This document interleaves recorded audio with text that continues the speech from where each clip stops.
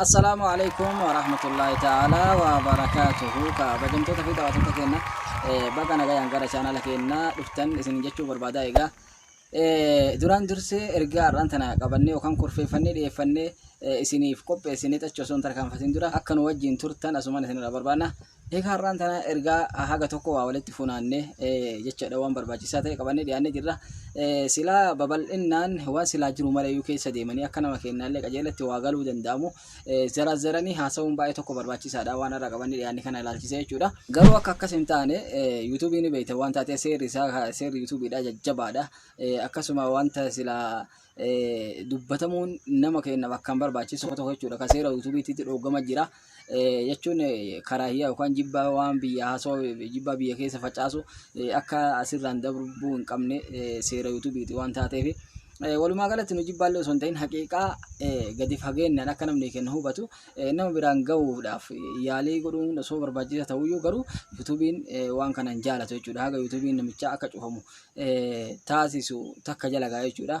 Fakkeenyaaf namoota hedduu ka waan kana ilaalcha kan haga tokko waan kana dalagan namoota chaanalee isaanii gara miliyoonaa deemee jechuudha. Fakkeenyaaf ijoollee rabatan jala deemee gizee baay'ee ni ilaala.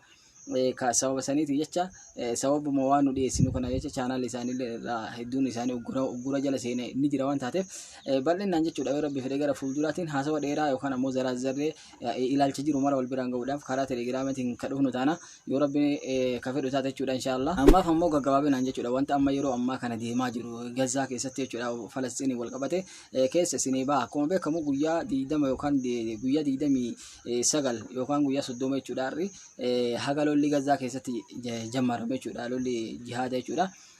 Haga kanatti yoo diqaate lubbuun nama 10,000 wahii haga ammatti dabdatee jirti jechuudha. Akkasuma Israa'eloota irraalee namoonni hedduun yookaan waraanni isaanii humni ol aanan hooggantoonni ol aanoo ta'an hedduun isaanii dabranii jiran jechuudha. San qofaa miti kasaaraa qabeenya hedduu isaa Israa'el irra gahuu danda'ee jira jechuudha. Waan miidhaa isiin Islaama yookaan Falastiinota irratti dalagde malee miidhaan hedduun Israa'eloota irratti dhaqqabsiifamee jira. Garuu ammoo karraan tanaan irraa isinii dubbachuu barbaade dara addatti jechuudha bifa addaatiin jechuudha kan qabadhe isinii dhiyaadhe amman tanatti miidhaa yookaan ammoo jihaada elektirooniksiidha yookaan jihaada karaa qilleensaatiin gizii ammaa kana itti jiran jechuudha. Akkuma beektan yookaan yaadattan jechuudha Israa'eloonni hojiin isaanii hojii shuukaneessaadha. Duguuggaa sanyiiti lafa kana irratti hojiin isaan miila kanatti jiran jechuudha. Gara isaaniitiin duguuggaa sanyiiti nama ajjeesuu fi gorra'uu fi akkasuma dimshaashan dhabamsiisuudha jechuudha. Fooqii yookaan guutuu biyyattii waliin rukutanii jechuudha. Meeshaa akka addunyaa kanatti biyya teemee irratti yoo darbuun isaan hin taane isaan fidanii warra magaalaa Gazaa keessa jiraatan warra muslimtoota san irratti darbaa jiranii isaan duguugaa sanyii isaan irratti raawwataa jiranii jechuudha. Jazaa rabbi isaanii deebi'a. Egaa kanama qabadde osoo sadata keenya keessaa hin baane jechuudha. Ijoolleen jechuudha ijoolleen babbareeda jira qilleensa kanarra ijoolleen dandeettii gurguddaa qaban jechuudha. Miidhaa Falastiinota kana yeroo arganitti itti deebite gara isaanii deebi'uudhaan Israa'eloota jechuudha. Tokkoffaa hooggantoota isaanii gurguddaa irraa jechuudha jammaranii akkasuma mana yaalaa gurguddaa biyya keessa isaanii qabanirra akkasuma miidiyaawwan isaanii gurguddaa qabeenya gurguddaa isaan baankii keessa qabanirra jammaree jechuudha. Rukuttaa haa eegallu jedhanii gamtoomanii jechuudha. Ijoolleen tun hedduun isaanii akka warroonni haakaroota jechuudhaan beekaman haakara gurguddaa jira waan taateef haakaroota kanneen baay'inaan haga jala deemee ilaale keessa kan dhalataa Suudiin ni jira, Teoonosiinis ni jira, akkasuma Urduun ni jira. Ijoolleen haakaroonni jajjabootan akka addunyaatti hattan haga biyyoota Awurooppaa keessa dabalatee hattan san bicha miti haga Raashiyaan dabalatu bahutti jechuudha.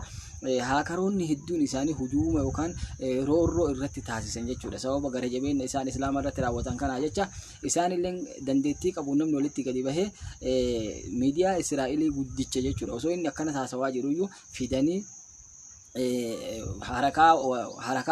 sochii harakaa Hamaas kana jechuudha yookaan ammoo warra jihaada kana jechuudha fidanii viidiyoo isaanii harkatti naqanii miidiyaa isaanii harkaa balleessan akkasuma mistira yookaan lakkoofsa icciitii isaan miidiyaa ittiin fayyadaman harkaa fudhatanii qabeenya miidiyaan sun duraan karaa miidiyaa saniitiin isaanii galchu gara Islaamaa yookaan garee warra mujaahidaatti itti galabbachuu danda'anii jiranii kunilleen bifa addaatiin waan haga tokko Islaamaaf humna ta'u jennee yaanna.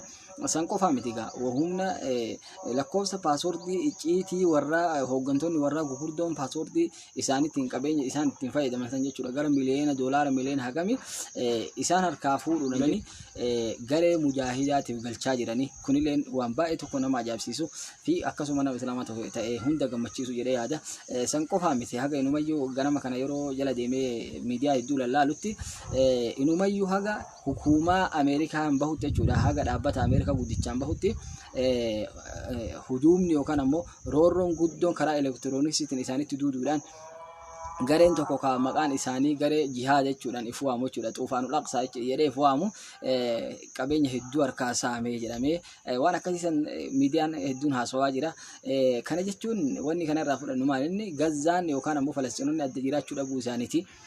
Yoo namni dandeettii qabu namni isaanirra jiru jechuudha isaanitti gadi bahee isaan karoorrisu taatellee humni isaanii bakka hunda akka jiru irraa fahamna jechuudha.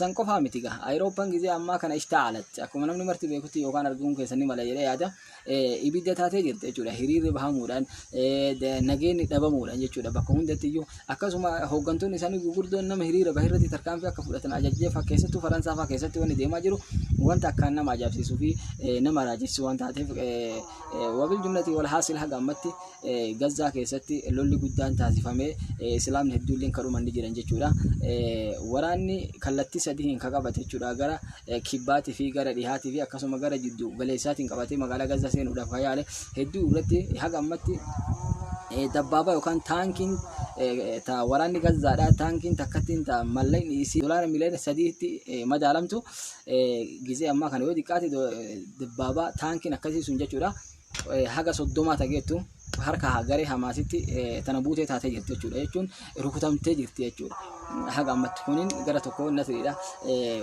meeshaa ittisaa kana gareen Hamaas kun eessaa argatee jedhanii gizee ammaa kana qorannoon isaan yaalaa jedhanii illee ni jiranii. Egaa wabiljumlati bakka jirtanitti uummata kan akka rabbi isaanii tumsu akkasuma kaleessa galgalallee ministeera hajaa alaa tokko Ameerikaa irraa ka'uudhaan gara magaalaa Urdun dhiyaatee marii guddaarra jiranii akkasuma warroonni Arabootaa jechuudha magaalaa Suudii fi Urdunii fi Misraan magaalaa biyya sadii jechuudha ammallee Imaaraatii dabalatee Arab Emirates jechuudha isin afurii haga biyya shanii haga Qatar ammallee inni shanaffaan Qatariin dabalatee biyyi shanan kun itti mari'atanii ejjennoo isaanii waan karoora fuulduratti qaban jechuudha. Tokkoffaa waraanni dhiibbaa magaalaa Gazzaa irratti deemsifamaa jiru akka dhaabatu itti himanii ammallee ejjennoon keenya ammallee tokko ta'uu tartiibaan nulleen waan sila barbaachisaa ta'e akka hojjechuu qabnu jedhanii itti himanii ifaan ifatti ejjennaa isaanii ifa galchanii jedhanii kun ammoo namoonni hedduun yookaan hooggantoonni warroonni xiinxalattoonni hedduun Ameerikaaf duuba deebisuun isaanii mala maaliif Ameerikaan sababa Israa'eliitti jecha michoota Eeshiyaa keessaa qaban Arabota keessaa qaban dhabanii miidhaan qabeenya isaanii irra ga'uu mannaa lolli kun dhaabatee qabeenya isaanii yookaan michoota isaanii ka Eeshiyaa keessaa qaban nagayaan akka argatan santu isaaniif caala waan taateef kun wanta isa jalqaba Ameerikaan akka atattamaan lola Israa'eliin dhaabuu qabdu ajaju godhu keessaa isa tokko jedhanii ogeeyyiin gizee ammaa kana afaan Arabaatiin waan kana haasawaa jiranii wabiljumla irra caalan wanni ati Islaama Falastiinii gootu yoo jiraate du'aa'eedha jechuudha. Rabbii keessan kadhachuu bakka jirtanii Allahumma ansur al-Islaam wal muslimiin wa adilla ash-shirka wal mushrikiin wa dammir a'daa'aka a'daa ad-din jechuudha. Rabbii keessan kadhadhaa fi bakka jirtanii isin jechuu barbaada. Egaa asumaaniyyuu anuyyuu itti isin aansuudhaan rabbi isaanii haa tumsu rabbi isaan biraa jiraatu rabbi diina isaanii ka waggaa 80 waggaa likkii jaarraa tokko isaan nyaachaa ture irraa isaan haa aansu ardii isaanii qabeenya isaanii ka isaan irraa badee rabbi isaanii haa deebisu rabbi isaan biraa haa dhaabatu jechuun barbaada. Kana caalaa babal'inaan haasa'uudhaaf yuutuubiin hin dhoogaa haga viidiyoo biraatti walitti deebinutti nagaa rabbii keessa naa tura isiniin jedha osoo hin baane garuu chaanala keenya kana subscribe like share gochuudhaan oolmaa guyyaa wanta haalli yeroo keessa jiru asattaman akka argattaniif chaanala keenya nutti makamaa isin jechuun barbaada. Wassalaamu alaikum warahmatullahi ta'ala wabarakatuh.